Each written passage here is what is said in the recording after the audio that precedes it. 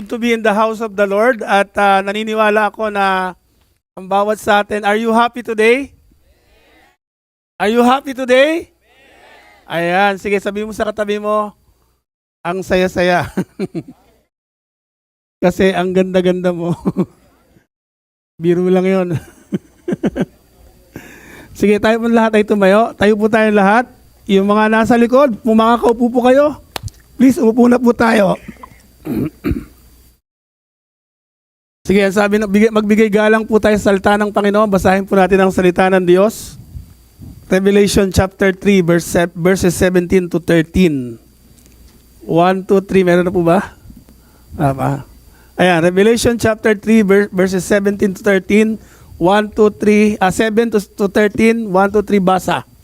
And to the angel of the church in Philadelphia write, this thing says, He who is holy, He who is true, He who has the key of David, He who opens and no one shuts, and shuts and no one opens. Stop muna tayo dyan. Okay. Sabi na ganoon, He who has the key of David, He who opens and no one shuts, and shut and no one's open. Sige po, basa po ulit. I know your works. See, I have set before you an open door, and no one can shut it. For you have a little strength, have kept my word, and have not denied my name. Indeed, I will make those of the synagogue of Satan, who say they are Jews and are not, but lie. Indeed, I will make them come and worship before your feet, and to know that I have loved you. Because you have kept my command to persevere, I also will keep you from the hour of trial, which shall come upon the whole world, to test those who dwell on the earth. Behold, I am coming quickly. I hold fast what you have, that no one may take your crown. He who overcomes, I will make him a pillar in the temple of my God, and he shall go out no more. I will write on him the name of my God, and the name of the city of my God, the New Jerusalem, which comes down out of heaven from my God. And I will write on him my new name. He who has an ear, let him hear what the Spirit says to the churches. Lahat ba tayo may tenga? Sige, sabi na nga, ang may tenga daw dapat makinig. Sige po, tayo pong lahat ay manalangin. Lord, we thank you for your word today. We thank you, Father, that we can call you Father. You are the vine, and we are the branches. And apart from you, we can do nothing. Holy Spirit, turn our hearts towards faithfulness. And tanggalin mo po, Panginoon, ang anumang distractions sa umagang ito. Strengthen our spirit. And tulungan mo po kami, Panginoon, to understand what it means to remain faithful. To remain faithful in your word. To remain faithful in you, Jesus. Palakasin mo po, Panginoon, ang bawat katawan, ang bawat kaluluwa, ang bawat espiritu na narito ngayon. At maging sa mga tao na nakikinig sa amin pong FB Live. Lord, salamat sapagkat alam namin, Panginoon, ikaw po ay buhay, ikaw po ay makapangyarihan. Your word is like a two-edged sword. Lord, na ito po ay tumitimo sa kaibuturan ng aming puso at laman, sa aming kaluluwa at espiritu. At salamat, Panginoon, ikaw po, O Diyos, is an active God. Salamat, O Diyos, na narito ka sa aming kalagitnaan, sapagkat yan ang pangako mo. Sa araw na ito, hindi lamang namin mabasa ang iyong salita, kundi ito po, Panginoon, ay manatili sa aming mga puso. Lord, mapakinggan po namin ang dapat namin mapakinggan. Makita po namin ang dapat namin makita sa umagang ito. Salamat, Lord. Ito po ang aming dalangin sa pangalan ni Jesus. Amen and amen. Sige po, makakaupo na po tayo. Alam nyo, marami pong simbahan ngayon of course, we live in the age of opportunities. At sa bawat tao, ang daming mga oportunidad na binibigay ang Panginoon. Ito po ay opportunity minsan ay opportunity ng trabaho, opportunity of course, may mga doors of opportunity, doors of course, yung mga pinto ng mga pagpapala, no? O pinto ng opportunity na tayo ay tawagin ng Panginoon sa isang bagay na pinapagawa sa atin ng Panginoon. Meron ding doors of destiny. No? Lahat po tayo ay meron tayong journey na nilalakaran. At ang bawat isa atin ay maaring nagsisimula pa lang, yung iba naman nasa kalagitnaan, at yung iba naman ay malapit ng matapos. Pag sinabi kong malapit ng matapos, ibig sabihin, no, malapit ng matapos yung journey na pinapagawa sa kanila ng Panginoon. Meron ba ritong nakakaalam kung ano ang status ng inyong paglakad sa inyong buhay Kristiyano? Meron ba? Meron ba? Naiintindihan nyo ba yung ibig sabihin ng paglakad bilang Kristiyano sa inyong journey? Naiintindihan nyo ba yon? Naiintindihan nyo kung bakit kayo nilikha ng Diyos? Naiintindihan nyo ba kung bakit ka narito sa pamilyang ito? Naiintindihan mo kung bakit narito ka sa church na ito? Naunawaan mo ba na ang iyong buhay ay hindi lamang ito galing sa Diyos, kundi ang Diyos din ang nag-maintain ng iyong buhay? Sabi ng isang pag-aaral, wala daw po tayong pag-aari dito sa mundo. Meron ka bang pag-aari dito sa mundo? Meron ba? Kanino ba ang lakas mo? Kanino ang lakas mo? Kanino ang buhay mo? Kanino yung tinatanggap mong mga biyaya? Kanino yung hangin na tinatamasa mo? So literally, wala tayong pag-aari dito sa mundo. And lahat ng bagay na yan is like an opportunity na binibigay sa atin ng Panginoon. At minsan, meron ding mga pintuan na binubuksan ng Diyos sa atin. Ito ay mga pintuan ng distraction, pintuan ng compromise, at pintuan din minsan tayo'y nagkakasala. At yun ang nakakalungkot. Maraming tao ngayon, maraming simbahan ngayon, maraming Kristiyano ngayon, sila ay dumadaan sa pagsubok, kahit nandito tayo sa simbahan ngayon, at still namumuhay pa rin sa kasalanan. Hello? Good morning. Hindi po ako nandito para kayo i-encourage. Narito po ako para ipahayag ang katotohanan. At ang sabi ng salita ng Diyos, ang salita ng Diyos ay parang tabak na magkabilay talim. So kapag hinasik ang salita ng Diyos, sigurado may masasaktan. Kung hindi ka masasaktan ng salita ng Panginoon, hindi ka pa Kristiyano. Hello? Hello? Kung hindi ka pa tinatalaban ng salita ng Diyos, hindi ka pa mananampalataya. Kung walang epekto sa iyo ang salita ng Diyos, sa umagang ito, I challenge you. Listen. Kaya nga sabi na ganoon, he who has an ear, let him hear what the Spirit says to the churches.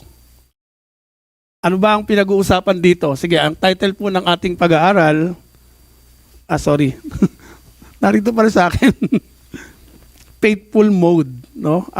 Pag sinabing faithful mode, pag sinabing mode, sabi na ganoon sa definition,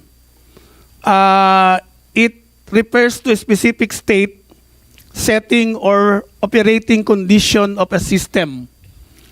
So a device or software that determines how it behaves, no?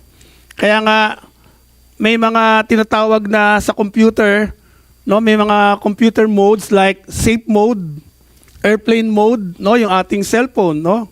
Dark mode, at meron ding game mode at performance mode. Kapag naglalaro yung mga bata, ang hirap abalahin kasi nasa game mode. No, hindi mo mapigilan. No? At minsan ginagabi. No, meron ba ditong ginagabi sa paglalaro ng computer game? Taas ng kamay. Meron ba? Walang umaamin ha. Meron ba? Huwag na kayong mahiya. Meron ba ditong masyadong lulong na lulong sa mga, hindi lamang sa computer games, sa social media? How many hours ba tayong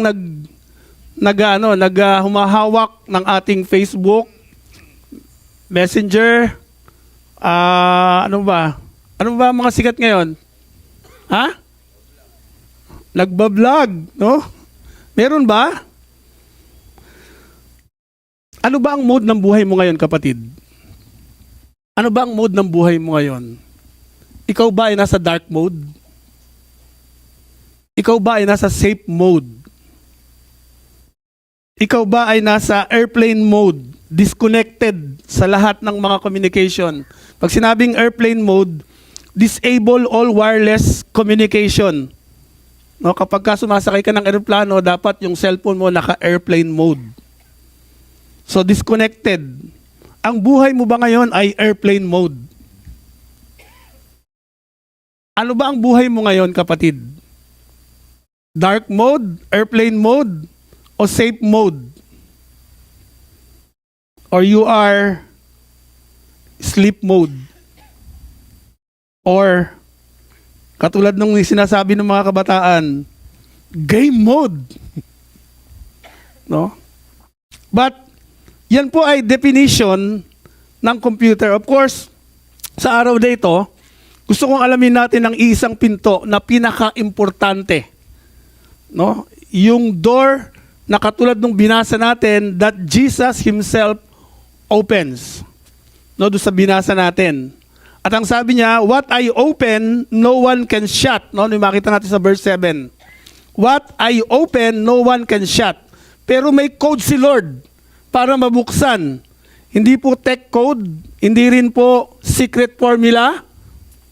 Ito po ay obedience and faithfulness. Kaya nga po ang title ng ating pag-aaral ay Faithful Mode. Kasi ito yung code na mag-a-unlock para mabuksan yung pintuan.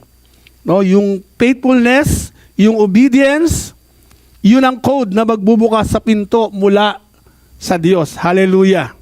So ano ba yung background nitong pinag-aaralan natin? Alam nyo, ito po ay patungkol sa 7 simbahan, no? Pero itong specific na binasa natin is about Philadelphia Church. So yung Philadelphia Church, ang description sa kanya ay faithful church. Sa 7 simbahan na binanggit sa Revelation, bibigyan ko lang po ng background. Sa 7 simbahan ito ibig sabihin Kristiyano na, hindi to unbeliever. Sa 7 simbahan na binanggit dito sa pinag-aaralan natin, 2 lang po ang binigyan ng papuri ng ating Panginoong Hesukristo. Remember, itong binasa natin, pag binasa niya sa Revelation, naka-red yan, naka-red ang letter. Ibig sabihin, ito ay galing mismo sa bibig ng salita o bibig ng Diyos. Kaya nga po, kapag nagbabasa tayo ng Bible, be careful. Kapag nakita nyo dun red, ibig sabihin niya, galing mismo sa bibig ng Diyos. Okay, ito pong Revelation chapter 3 na binasa natin, ay ibinigay ng Panginoong Hesukristo kay John, yung kanyang disciple, nung siya po ay nag-exile sa Patmos. Kasi in-exile si John nung namatay si Jesus Christ, nung hinulo yung mga disciples, in-exile siya, no, sa isang island. At doon sinabi ng Panginoon sa kanya itong revelations na ito. So ano yung 2 church na nakapasok, sabihin natin na nakapasok o binigyan ng papuri na ating Panginoon? Yung Smyrna, which is faithful in suffering, materially poor but spiritually rich. And yung pangalawa, yung pinag-aaralan natin ngayon, yung Philadelphia Church, yung faithful church, maliit lang sila, hindi sila malaking church. Hello? Maliit lang yung Philadelphia Church.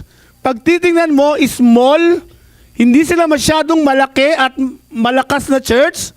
But they are, ang sabi ng Bible sa binasa natin, they are obedient. They are faithful.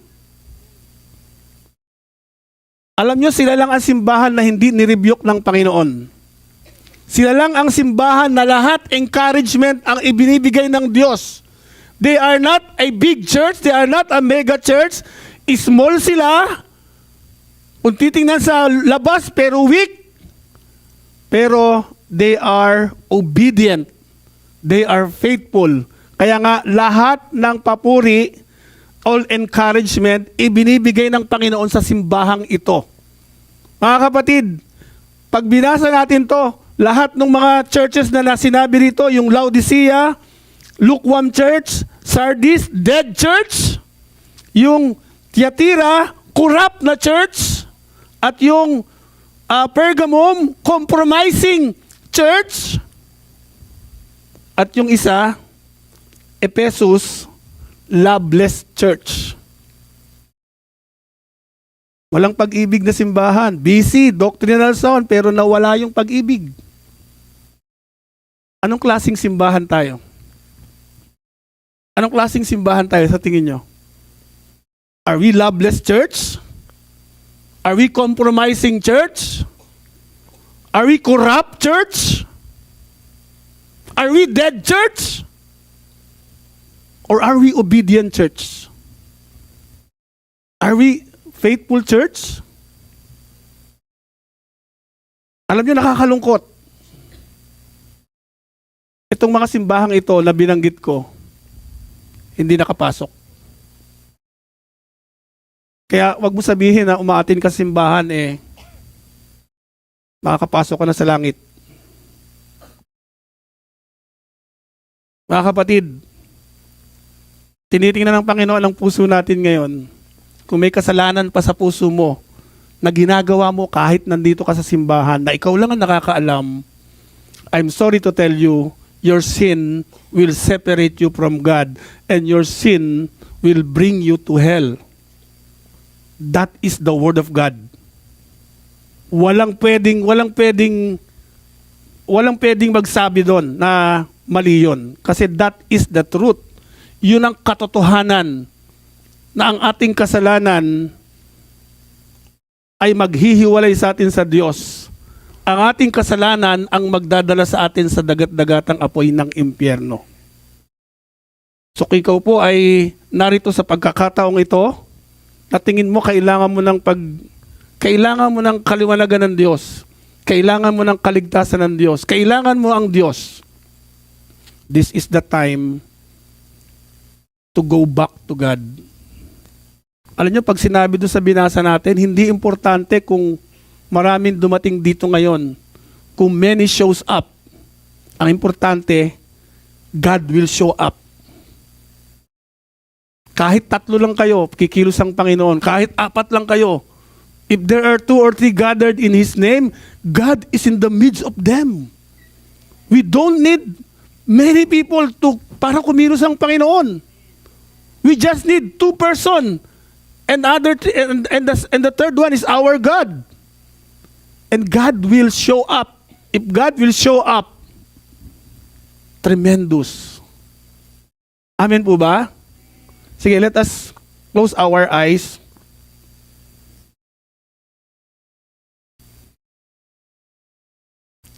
Lord, tingnan mo po ang aming mga puso ngayon.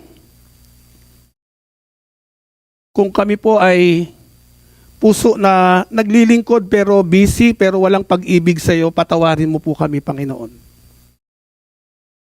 Kung kami po ay Kristiyano, but we compromise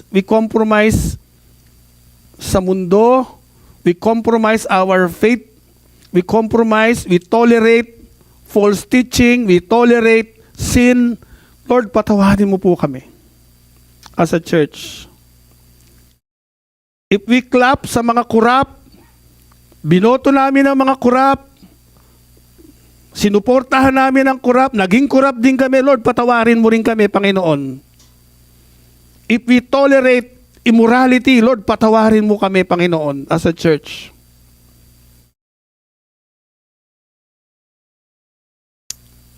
Kung kami po ay mukhang buhay sa labas, pero patay sa loob, Lord, patawarin mo rin kami. Kung Kung kami naman po ay parang lukewarm, hindi mainit, hindi malamig, patawarin mo rin po kami, Panginoon. And this is our prayer. Sa pamamagitan ng iyong banal na dugo, linisin mo kami lahat ng compartment ng aming puso. Bisitahin mo, Panginoon. Lord, we ask your Holy Spirit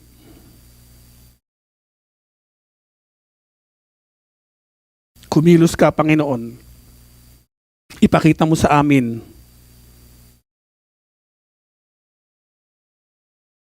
ang aming buhay kung naasang mode kami, Panginoon, ng aming pananampalataya. Maraming salamat po, O Diyos, sa iyong paglilinis sa amin sa pangalan ni Jesus. Amen. Faithfulness open the doors that strength, of course, talent or opportunity cannot. Kapag walang pananampalataya, kapatid, wala pong mabubuksan na pintuan. Kahit napakalakas mo, kahit napakarami nyo, kahit mayaman ka, kahit punong-puno ka ng knowledge, punong-puno ka ng talento, pero kapag ka sa sariling lakas mo, ikaw ay nagtiwala at walang pananampalataya, wala pong mabubuksan na pintuan. Ano po ang point kung buksong makita natin? Number 1, doon sa binasa natin, of course, sabi na gano'n, Jesus holds the key o yung master key, not circumstances. Hindi po yung circumstances na kinabibila, na na-experience natin. Sabi na gano'n sa Revelation chapter 3, verse 7, He who holds the key of David, what He opens, no one can shut. Not your boss ang magbibigay sa iyo ng opportunity. Not your critics. Not your finances. Not your, of course, not the economy. Not your past. Or even not your weakness. Sino ang sinasabi ron? Jesus. Sabi mo sa katabi mo, Jesus holds the master key. Jesus alone controls your future. Hallelujah! He alone controls your future. Not your work, not your finances. Hindi yung tinatamasa mo. Hindi yung dahil magaling ka. Hindi yung dahil ang dami mong followers. No? But Jesus alone, the key opens what no man can close. Sabi na gano'n sa Isaiah chapter 22 verse 22, wala po yan dyan. Ibibigay ko sa kanya ang susi ng kaharian ni David. Kapag binuksan niya ang pintuan, walang makapagsasara nito. Kapag sinara niya, walang makapagbubukas nito. Current event, no, ng mga illustrations, kung titingnan natin, nung COVID, no, ang dami pong nalugi. Naluging mga kumpanya, naluging business, nawalan ng trabaho, no, nawalan ng mga pagkakakitaan, nawalan ng opportunity, namatay, nagkasakit, no, lahat ng mga borders sinarado, churches sinarado, yung opportunities nawala, pero after lockdown, ilang companies ang nag-level up.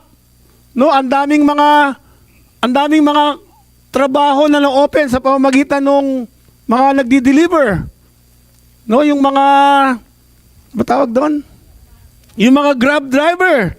No, yung mga Zoom na company nag-level up, lumakas, ang dami na nagzo-Zoom. No, yung mga online creators dumami rin, yung mga vloggers. No, saan lumakas siya nung pandemic? Kasi ang daming nagba-vlog kanya-kanya dahil nasa bahay lang eh. Kung ano yung ginagawa, binablog. Sumikat yung mga digital freelancers, tumaas. Why? Because they adapted, stay consistent, stayed faithful, door open for those who remain steady faithfulness open doors in crisis. Kaya nga pag may mga crisis, alam nyo, ang daming pintuang nabubuksan. Can you imagine nung nawala na akong trabaho? I pray about it. Nagpray ako kung anong gagawin ng Panginoon. And kumilos ang Diyos, no? Konti na lang yung budget naming natitira. No? Sabi ng Panginoon, mag-business ka. No? Binigay ng Panginoon yung negosyo. Dahil may crisis. No? Nagkaroon ng business. At yun po ang simula, no? Ano ang gusto kong makita natin dito, mga kapatid?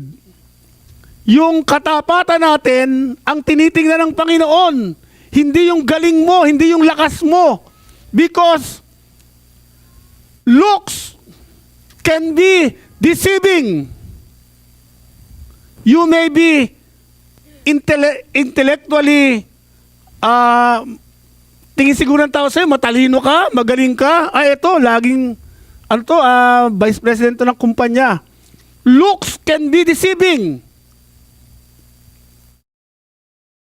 Pag tinignan ko si Ken, ano sa tingin nyo? Ang looks niya. Looks can be deceiving. Pag tinignan ko siya, at saka si Ate G. Si Ate G, 80 years old. Si Ken, ilang taong ka na? Ilan? 25. Pag tinignan nyo sila sa looks, parang si Ken mas malakas. Pero pag tinignan mo yung kalooban, sino kaya ang mas malakas?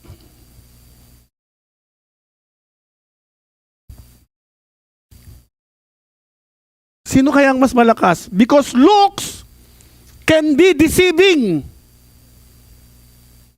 Maring physically mahina siya, pero physical is temporary. Hello? Hello?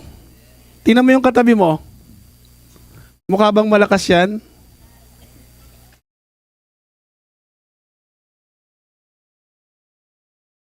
Alam mo, mandaraya ang physical na anyo. Maaring nakatawa ka dito, pero yung puso mo punong-puno ng problema. Maaring ang ganda-ganda ng mukha mo, pero yung kaisipan mo nabubulok. Maaring tingin nila, ang yaman mo, no? Pero ang dami mong kasalanan ginagawa. Number 2, mga kapatid, gusto kong makita lang natin dito. Ayan, Jesus alone opens and closes doors. No person, attack, failure, or circumstance can control your destiny. Because trust the door opener, not the door. Oh, hallelujah. Minsan ang pagtitiwala natin nasa pinto, pero wala mismo dun sa nag-o-open ng pinto. Ang sabi dun sa binasa natin, di ba? Ang sabi dun sa binasa natin, si Jesus lang ang nagbubukas ng pinto. Hello? Si Jesus lang ang pwedeng magbukas ng pinto. At magpasalamat ka kung pinapanatili niyang sarado yung pinto para hindi ka atakihin ng kalaban. Kasi kung siya ang nagbubukas, siya rin ang nagsasara. Hello? Alam nyo, kaya nga lahat ng bagay na tinatamasa natin ngayon, ang sabi ng binasa natin, even with little strength nung simbahan ng Philadelphia, because they were faithful, binless sila ng Panginoon. Nakapasok sila sa kaharian ng Diyos. Ang tanong ko sa inyo, with your current mode ngayon, do you think you can enter to heaven? With your current mode ngayon, yung current nangyayari sa iyo ngayon, do you think you can enter heaven? Do you think you can enter heaven?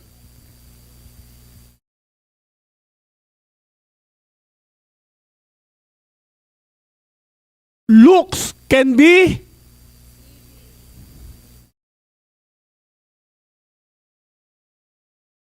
Bakit di nyo ako masagot ng diretso? Looks can be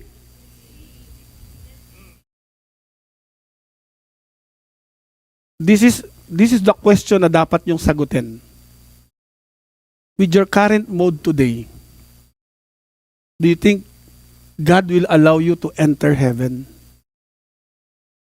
Iaalaw ka ba ng Panginoon na pumasok sa langit with your current mode today? Are you a Philadelphia church? Are you faithful? Are you obedient? Are you? Are you?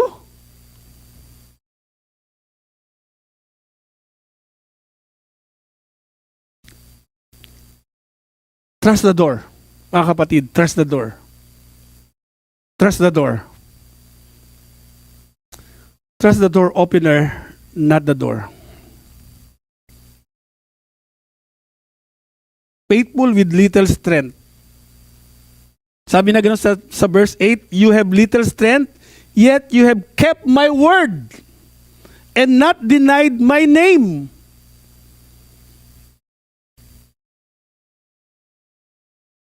Pwede mo sabihin you were big, you were strong, you were influential. Instead, na sabihin natin yan,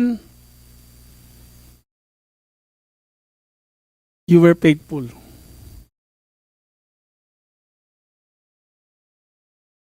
Ang sabi ng Panginoon, yung papasok sa langit, ano ang greetings niya? Come, enter, good and faithful servant. Hindi strong, hindi influential, at hindi rin big, kundi good and faithful servant. So anong measurement ng Panginoon? Anong measurement ng Panginoon? Come on. Ano measurement? Faithfulness. Faithfulness.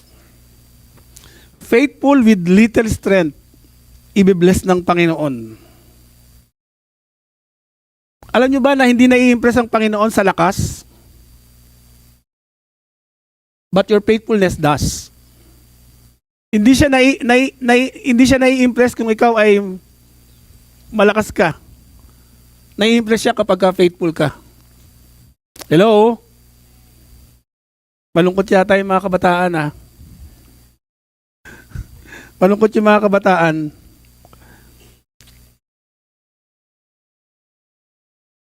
I'll give you an example. Yung consistency beats talent, no? Sa TikTok, sa YouTube, at saka sa mga social media, sino ang sumisikat? Sino yung sumisikat? Sino? Sumisikat ba yung pinakamagaling? Sumisikat ba yung pinakamahusay? Di ba yung pinaka-consistent ang sumisikat? Tama ba? Yung pinaka-consistent. Kahit pinakamagaling ka, kung hindi ka consistent, hindi ka rin isikat. So, kailangan consistent. Bakit? Because faithfulness beats giftedness. Ano ibig sabihin yan? Kahit magaling ka, kung hindi ka consistent, hindi ka rin magpo-flourish. Mga kapatid, mga anak, mga kabataan, mga anak, kahit punong-puno kayo ng regalo, punong-puno kayo ng talent, kapag hindi kayo faithful, you are just a noise. Ingay lang kayo. Nag-iingay lang kayo. Kung tumutugtog ka rito, naggigitara ka, nagdadance ka rito, kumakanta ka rito, you are gifted, but you don't have faith. Nag-iingay lang kayo. Maliwanag ba mga kabataan? Maliwanag ba? Hindi nai-impress ang Panginoon sa regalo nyo, sa talento nyo, kapag ka walang pananampalataya. I hope maliwanag to. Pero kung kahit meron kang little na maliit na talento, konting strength, but you are punong-puno ka ng pananampalataya, diyan nai-impress ang Panginoon. Maliwanag po ba mga kabataan? So wag tayong mag-ingay dito. No? Wag tayong mag-ingay. Let us be faithful. Let us be faithful. Number 3,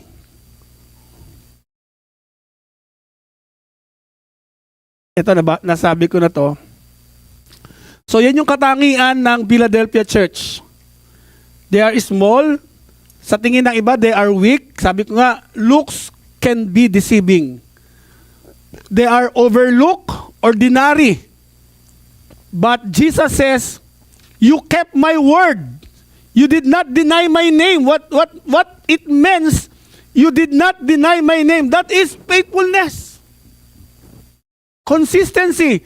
Faithfulness is not perfection. Faithfulness is perseverance. Hello? Faithfulness is not perfection.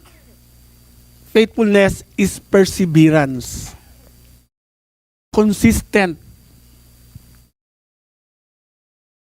Lumalago ka kahit unti-unti.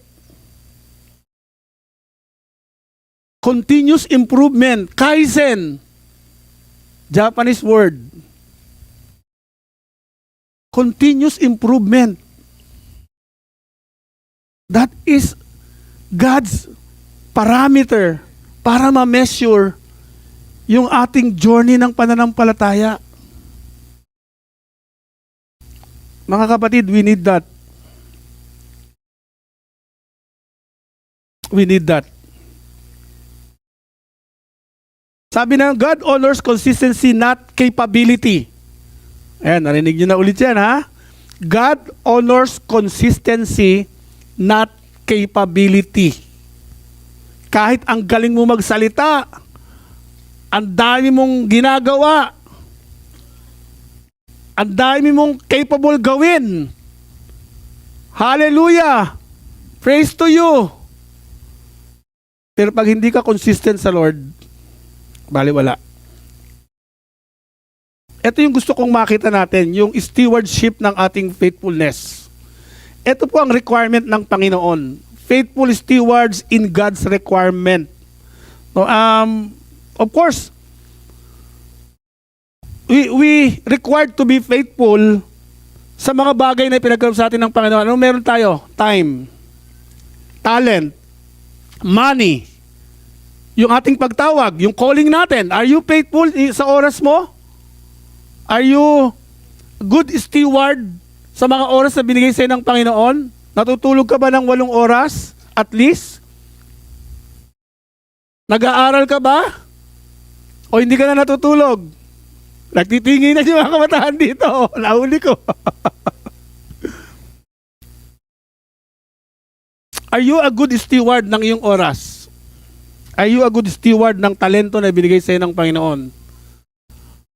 Are you faithful sa iyong tithes and offering? Are you a good steward for yung money na ipinagkaroon sa'yo ng Panginoon? Are you a good steward sa pagtawag na binigay sa'yo ng Panginoon? Kung ikaw ay usher, are you a good steward sa iyong pag-usher? Kung ikaw ay, of course, nasa ministry ng CMA, ng CEM, ng School of Workers, Sunday School teachers, small group leaders, facilitators, helps. Are you faithful? Are you a good steward sa pagtawag na binigay sa'yo ng Panginoon? Are you a good steward sa relationship ng Panginoon? Are you a good steward sa mga opportunities na pinagkakaroon sa'yo ng Panginoon? Are you? Alam niyo, isang prinsipyo na gusto kong makita natin dito. Kapag tayo nagtiwala tayo sa Panginoon, lahat ng mga bagay o opportunity na ipinagkakaloob sa atin ng Panginoon, lahat ng inintrust sa atin ng Panginoon, ibibless niya. Ibibless niya.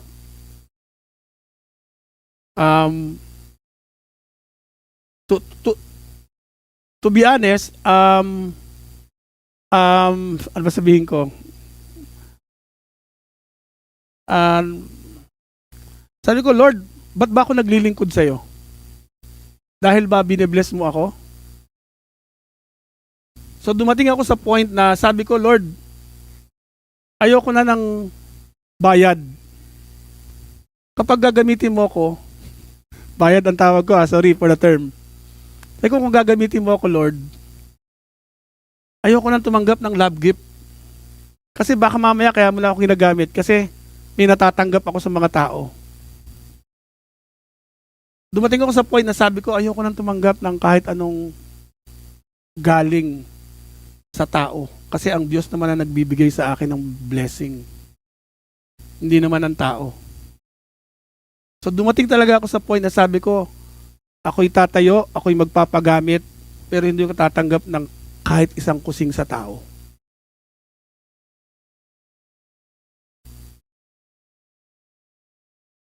Kasi ayokong mabahiran yung aking paglilingkod.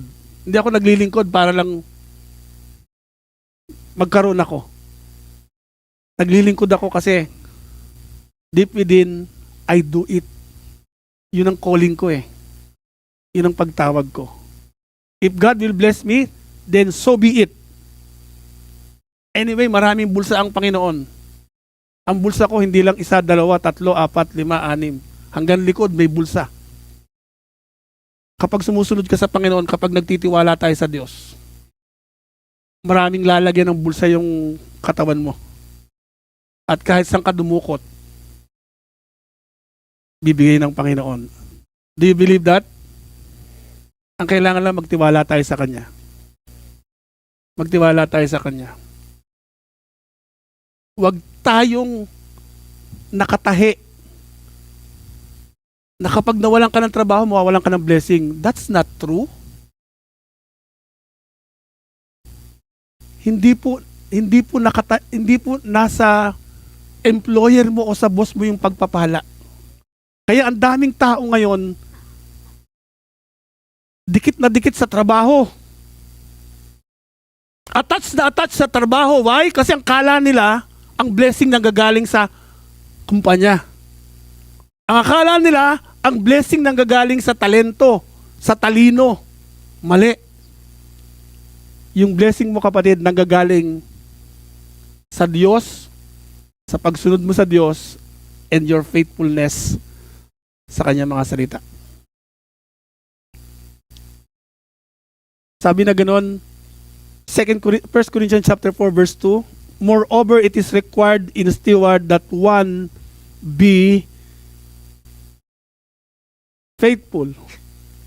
That one be found. Lakasan nyo nga, that one be found. That one be found. Ayun po ang kailangan natin. Steward must be found faithful. Faithfulness in time, calling, money, relationships, ministry, even character. Even yung character mo, kapatid. Baka pag si Ken, hiningan ko to na 1,000, baka sumamaan loob dito sa akin. Yung pastor naman, yaman-yaman, hiningan pa ako 1,000. Baka mamaya, hindi na naawa sa akin, oh. Alam nyo, minsan tinetest tayo ng Panginoon yung karakter natin eh. What if kunin sa'yo ng Panginoon yung lahat ng meron ka? Ano kaya ang magiging reaction mo? Tanong ko ang mga kabataan, what if lang? Ito, walang magre-react ha? What if sabihin ng Panginoon, anak, kunyari, si Ken talaga, si Ken lagi nakikita ko, ewan kung bakit. Si Ken. Kunyari, Ken, Kunyari, sabihin sa'yo ng Lord, Ken, isurrender mo na yung girlfriend mo. Kunyari lang, hindi totoo to ha, walang ano to ha. At saka, pinatutungkulong ko rito lahat ng kabataan. No? Kunyari lang yung kay Ken. Kunyari lang, Ken, kunyari lang, Ken, sabihin ng Panginoon sa'yo, isurrender mo yung iyong girlfriend at sumunod ka sa akin, maging faithful ka. Ha? Ano, Ken, ang magiging sagot mo? Ha? Ano, Ken? Ha? Surrender niya na daw. Okay, palakpakan natin si Ken, sinurrender niya na. joke lang. Alam nyo, nung kami po ay, kukwento ko lang, short lang, very short, no? Sinubok po kami ng Panginoon. Kasi, parehas naman kaming Kristiyano eh. No? Kaya lang medyo, alam mo yon, medyo tago yung aming relationship. Meron ba ditong nagtatago ng relationship? Meron ba? Nagtatago. Pero kami kasi, ha? Ikaw, Justin? So, medyo yung relationship namin, although parehas kaming Kristiyano, kaya lang medyo nililihim namin kasi iba yung time namin eh. Medyo conservative kami. Okay, conservative kami. So medyo nililihim namin. Pero alam nyo, one time umatin ako ng discipleship training. At sabi sa akin ng Panginoon, isurrender mo yung iyong love life, no? So what I did during that time, no, yung gabi na yon, talagang I cried out to God. Sabi ko, Lord, nakikipag-usap ako sa Panginoon. Panginoon, para sa mga Kristiyano, ganito, ganyan. Sabi ko, Lord, wag na pagka-love life. Okay na to, Lord. Pero, dumating ang pagbisita ng Panginoon. Kung gusto mong sumunod sa akin, isurrender mo yan. So, kahit mabigat na mabigat ang puso ko, I surrender. No? I surrender yung aking love life. Sabi ko, Lord, sige, susunod ako sa'yo. Sinusuko ko to sa'yo. And alam nyo, biglang lumuwag yung aking puso. Tapos, alam nyo, hindi rin, ibig sabihin, tinetest lang pala ako ng Panginoon. Pero, ganun, nagkatuluyan din kami. Di ba? Kasi nag-pray and fast siya eh. Joke lang. Nag-pray and fast siya, kaya talagang mas maigting yung kanyang mananalangin. Joke lang. Pero minsan tinetest ng Panginoon yung ating pananampalataya. Nakuha nyo ba? Kaya kung susunod ka sa Panginoon, dapat pati bulsa, pati love life, lahat sumunod na tayo sa Panginoon. No? Maliwanag ba mga kabataan? So sino pa mga magsasurrender dyan? Taas ang kamay. Medyo na. Sige, alam nyo, God promotes people He can trust. Maniwala kayo, God promotes people He can trust. Kapag ikaw mapagkakatiwalaan ka ng Panginoon, God will promote you. Spiritually, sa trabaho, no, sa iyong katapatan sa paglilingkod, yung calling mo, yung talento mo, lahat yan ipopromote ng Panginoon, idadagdag ng Panginoon, lahat ng kailangan mo, ibibigay ng Diyos kapag ka ikaw, pinagkatiwalaan mo siya. Ibibigay sa iyo ng Diyos. Dumating kami sa time na wala na kami. Pero dahil nagtiwala kami sa Diyos,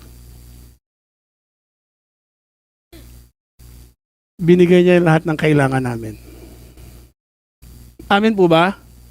Amen po ba? Sabi mo sa katabi mo, magtiwala ka kasi sa Diyos. I-break mo na.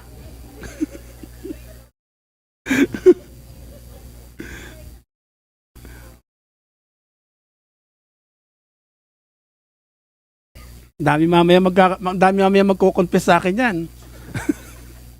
Lastly, faithfulness activates the open door. Ito yung bagay na may reward tayo sa Panginoon And at the same time, itong door na to is not earned, is not forced, is not manipulated, is not self-made. It is given by God. No? So, sa mga GIA churches, yung mga current churches natin ngayon, God opens door for churches that are faithful in discipleship, faithful in vision, faithful in giving, faithful in prayer, faithful in honoring God. Alam ko mga taga-GIA, masunurin tayo, no? Alam nyo, kung ayaw nyo mawala yung crown na sinasabi rito sa Revelation, alam nyo, ang sabi rito sa binasa natin, napanatili nila yung crown. Kapatid, sa mga nasa tamang edad, no? Let us stay faithful na matapos natin yung finish line natin, yung ating journey, na mapanatili natin yung crown na ipinagkakalob sa atin ng Panginoon. Hindi po ito crown sa mundo, kundi ito ay crown ng pagiging faithful. I encourage yung mga nasa tamang edad, yung mga kabataan na nagsisimula pa lang, stay faithful. Stay faithful in your quiet time, in your prayer time, in the reading of the word. Stay faithful sa pag-attend ng simbahan. Be faithful in your ministry. Be faithful in your tithes and offering. Be faithful sa inyong small group. Be faithful to na sumama sa mga missions. Be faithful. Kasi doon tinitingnan ng Panginoon yung ating buhay Kristiyano.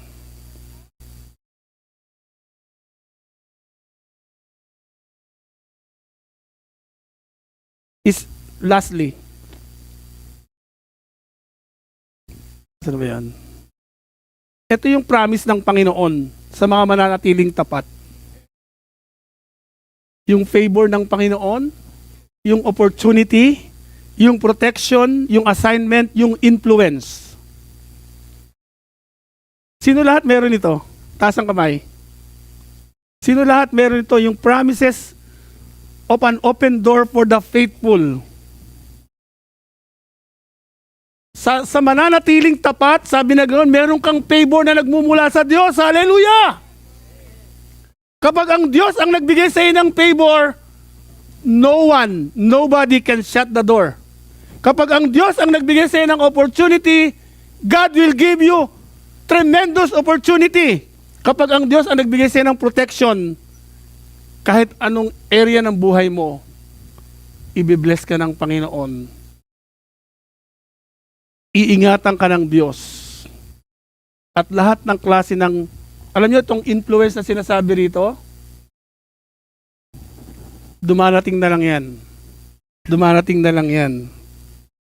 No, na-share ko sa inyo, maraming mga nag-i-invite sa akin sa labas, no, lalo na sa Muntinlupa. Bigyan nyo lang ako ng 5 minutes, sorry po ah. Yung influence na sinasabi ng Panginoon, ito'y door of influence, lalong-lalo na sa mundo na kinabibilangan natin ngayon. We need to reach them out. No, inopen ng Panginoon yung mga business community, no, yung Rotary, yung Philippine Chamber of Commerce and Industry, no, lahat po yung mga opportunity na yan, inopen ng Panginoon, binigyan tayo ng award, na-recognize tayo, and then nakakatuwa na hindi lamang po tayo nakakasama sa mga meeting ng mga business people dito sa Muntinlupa, kundi nakaka-fellowship natin sila. No, nare-recognize nila na kailangan ng simbahan. No, kailangan ng Panginoon miski ng mga business people. No, kailangan lang natin yung impluwensyang ibinigay sa atin ng Panginoon, gamitin natin para sa kanyang ikakalawak sa ikakalawak ng kaharian ng Diyos dito sa lupa. Even business people, they need God. Amen po ba? Even business people, they need God. Amen. So, lastly, sabi nga, hold fast, don't lose your crown. No? Ito yung challenge ko sa ating mga, lalong-lalo na kung ikaw ay matagal ng mananampalataya. No, manatili lang tayo manatili lang tayo. Huwag po tayong bibitaw. Marami pong distraction sa paligid natin. Maraming mga tao na, o kahit grupo, o kahit kakilala mo na, maraming magdi-distract sa'yo because ang mundo natin ngayon ay napaka-ingay, very noisy. No? Because of the social media. So, wag ka magpa-distract, no? Para hindi mawala yung crown na nais ipagkaloob sa atin ng Panginoon. Crowns are kept through daily surrender, daily obedience, daily devotion, and daily faithfulness. It requires daily. Amen po ba mga kabataan? It requires daily. Kung ikaw ay banal na banal every Sunday, dapat mas banal ka every Monday to Saturday. Amen po ba? Kung ikaw ay talagang obedient every Sunday, dapat obedient ka rin from Monday to Saturday. Faithfulness must be protected. Faithfulness is the new flex. No? Let us separate from the world. Let us separate from the world. Mga kabataan, lahat ng nakikita natin dito sa social media, kung yan po ay maglalayo sa'yo sa Diyos, iwanan nyo na yan. Iwanan nyo na. Please. Please, iwanan nyo na.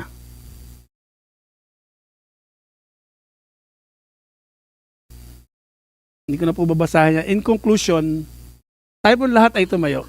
Tayo po tayong lahat. Basahin natin ito.